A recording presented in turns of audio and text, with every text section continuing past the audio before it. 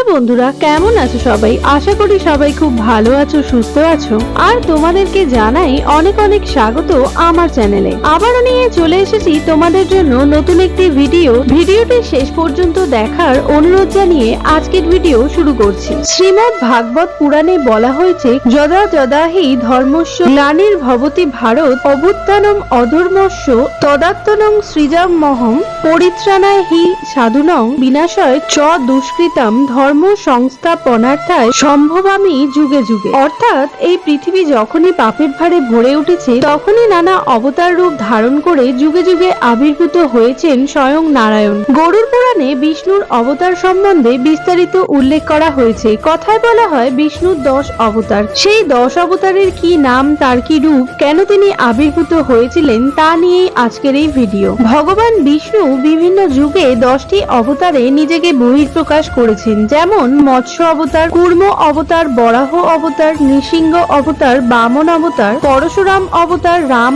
অবতার, বলরাম অবতার, বুদ্ধ এবং কল্কি অবতার। লক্ষণীয় এই যে 10 অবতারের মধ্যে শ্রীকৃষ্ণের উল্লেখ নেই। এর কারণ হচ্ছে অন্যান্য অবতার ভগবানের অংশবিশেষ। শ্রীমদ্ ভাগবত পুরাণে বলা হয়েছে, কৃষ্ণস্তু ভগবান স্বয়ং, অর্থাৎ শ্রীকৃষ্ণ নিজেই ভগবান। তাই 10 অবতারের মধ্যে শ্রীকৃষ্ণের উল্লেখ নেই। সবার প্রথমে আমরা জানবো শ্রী বিষ্ণুর মৎস্য অবতারের কথা। ভগবান শ্রী বিষ্ণুর সর্বপ্রথম অবতার হলো মৎস্য অবতার। হাজার হাজার বছর আগে সত্যব্রত নামে এক ধার্মিক রাজা ছিলেন। তার রাজত্বকালে হঠাৎ পৃথিবীতে নানারূপ অন্যায় অত্যাচার দেখা যায়। রাজা তখন জগতের কল্যাণের জন্য ঈশ্বরের করুণা কামনা করেন। একদিন জলাশয়ে স্নানের সময় রাজা সত্যব্রতের নিকট একটি পুঁটি মাছ এসে প্রাণ ভিক্ষা চায়। রাজা কমণ্ডলুতে করে মাছটিকে বাড়িতে নিয়ে আসেন। এদিকে মাছটির আকার ভীষণভাবে বাড়তে থাকে। তাকে পুকুর, সরোবর, নদী যেখানেই রাখা হয় সেখানেই আর ধরে না। রাজা ভাবলেন,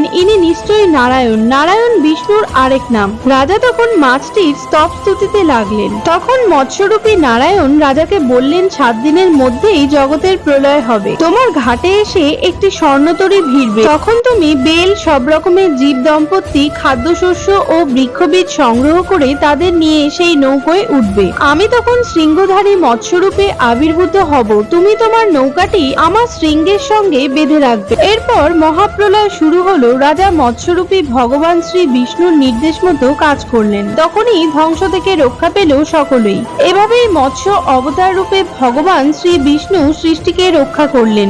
ভগবান বিষ্ণুর দ্বিতীয় অবতার ছিলেন কূর্ম। সত্যযুগে এই অবতার রূপে আবির্ভূত হয়েছিলেন সমুদ্র মন্থনের সময়। সমুদ্র মন্থনকালে মন্দার পর্বত সমুদ্রের নিচে ডুবে যাচ্ছিল। তাই সেই সময় বিষ্ণু কূর্ম অবতার রূপে অর্থাৎ কচ্ছপের রূপ নিয়ে মন্দার পর্বত ধারণ করেছিলেন। তার ফলেই অমৃত প্রাপ্তি সম্পূর্ণ হয়েছিল। ভগবান বিষ্ণুর তৃতীয় অবতার হলো বরাহ অবতার।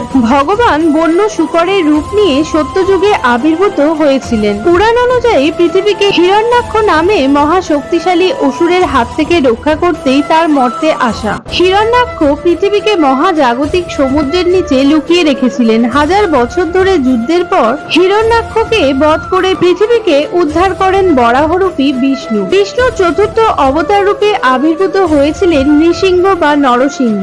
সত্যযুগের এই অবতারের দেহ মানুষের মতো আর মাথা সিংহের মতো। শ্রী বিষ্ণু হিরণ্যাক্ষকে বধ করেছেন জেনে তার ভাই হিরণ্যকশিপু খুব ক্রুদ্ধ হন। তিনি প্রচন্ড বিষ্ণু বিরোধী হয়ে ওঠেন। কিন্তু তার একমাত্র পুত্র প্রহ্লাদ ছিলেন বিষ্ণু ভক্ত। বিষ্ণু ভক্ত পুত্রের আচরণে হিরণ্যকশিপু রেগে গেলেন। একদিন ক্রুদ্ধ হিরণ্যকশিপু প্রহ্লাদকে জিজ্ঞেস করলেন, তোর বিষ্ণু কোথায় থাকে? প্রহ্লাদ উত্তর দিল, ভগবান বিষ্ণু তো সর্বত্রই থাকেন। তখন হিরণ্যকশিপু বলেন, তোর বিষ্ণু কি এই স্তম্ভের ভিতরেও আছে? প্রহ্লাদ তখন বলেন, হ্যাঁ বাবা, তিনি এখানেও আছেন। হিরণ্যকশিপু পদাঘাতে সেই স্তম্ভটি তখন ভেঙে ফেলেন। সঙ্গে সঙ্গে সেই স্তম্ভের মধ্য থেকে ভগবান বিষ্ণু নৃসিংহ রূপে আবির্ভূত হন এবং নৃসিংহ রূপে বিষ্ণু বিনাশ ঘটান হিরণ্যকশিপুরের। ভগবান শ্রী বিষ্ণু পঞ্চম অবতার হিসেবে অবতীর্ণ হয়েছিলেন বামন রূপে। বলি নামে অসুরদের এক রাজা ছিলেন।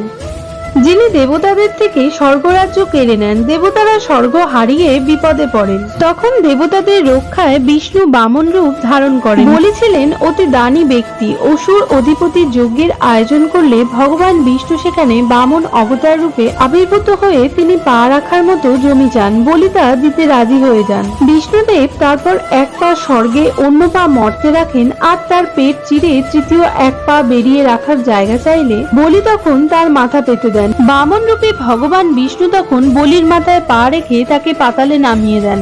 এইভাবেই ভগবান বিষ্ণু একজন অহংকারী রাজাকে দমন করেন। দেবতারাও তাদের হারানো স্বর্গরাজ্য ফিরে পান। বিষ্ণুর ষষ্ঠ অবতার রূপে আবির্ভূত হন পরশুরাম। ত্রেতা যুগে এক সময় রাজা কার্তবীর্যের নেতৃত্বে ক্ষত্রিয়েরা খুব অত্যাচারী হয়ে ওঠে। তখন সমাজে ধর্মভাব জাগাতে মহর্ষি ঋচিক তপস্যা শুরু করেন। তপস্যায় তুষ্ট হয়ে ভগবান বিষ্ণু ঋচিকের পৌত্র এবং যমদগ্নির পুত্ররূপে জন্মগ্রহণ করেন। তার নাম ছিল ভৃগুরাম। ভৃগুরাম ছিলেন মহাদেবের উপাসক। মহাদেব তুষ্ট হয়ে তাকে দিয়েছিলেন একটি পরশু। পরশু মানে কুঠার। এই পরশু হলো তার অস্ত্র। পশু হাতে থাকায় তার নাম হলো পরশুরাম। একদা ক্ষত্রিয় রাজা কার্তবীর্যের সঙ্গে পরশুরামের পিতা যমদগ্নির বিবাদ বেঁধে যায়। কার্তবীর্য ধ্যানমগ্ন যমদগ্নিকে হত্যা করেন। এরপর পরশুরাম পিতৃহত্যার প্রতিশোধ নিতে কুঠারের আঘাতে কার্তবীর্যকে হত্যা করেন। পরশুরাম 21 বার অত্যাচারী ক্ষত্রিয়দের বিরুদ্ধে যুদ্ধ করে তাদের ধ্বংস করেন। পৃথিবীতে শান্তি ফিরে আসে এবং ধর্মের জয় হয়। ভগবান বিষ্ণুর সপ্তম অবতার হলো রাম অবতার। ত্রেতা যুগে রাক্ষসরাজ রাবণ খুব শক্তিশালী হয়ে ওঠেন। তিনি দেবতাদের উপর অত্যাচার শুরু করেন। পৃথিবীতে অশান্তির সৃষ্টি হয়। তখন শ্রী বিষ্ণু রাজা দশরথের পুত্ররূপে রাম নামে আবির্ভূত হন। তিনি পিতৃসত্য পালনের জন্য স্ত্রী সীতা ও ভাই লক্ষণকে নিয়ে বনবাসে যান। বন থেকে রাবণ সীতাকে হরণ করেন। রাম ও রাবণের মধ্যে ভীষণ যুদ্ধ হয়। যুদ্ধে রাবণ সব অংশে নিহত হন। রাম সীতাকে উদ্ধার করে নিজ রাজ্যে ফিরে আসেন এবং স্বর্গ ও পৃথিবীতে শান্তি ফিরে আসে। ভগবান বিষ্ণুর অষ্টম অবতার হলো বলরাম অবতার। দ্বাপর যুগে শ্রী বিষ্ণু বলরাম রূপে অবতীর্ণ হয়েছিলেন। তিনি ছিলেন শ্রীকৃষ্ণের বড় ভাই। বলরাম গদাযুদ্ধে শ্রেষ্ঠ বীর। তার হাতে একটি লাঙল থাকতো। এই লাঙল বা হল আকৃতির অস্ত্র দিয়ে তিনি যুদ্ধ করতেন। তাই তাকে বলা হয় হলধর। তিনি অনেক অত্যাচারীকে শাস্তি দেন, ফলে পৃথিবীতে শান্তি প্রতিষ্ঠিত হয়।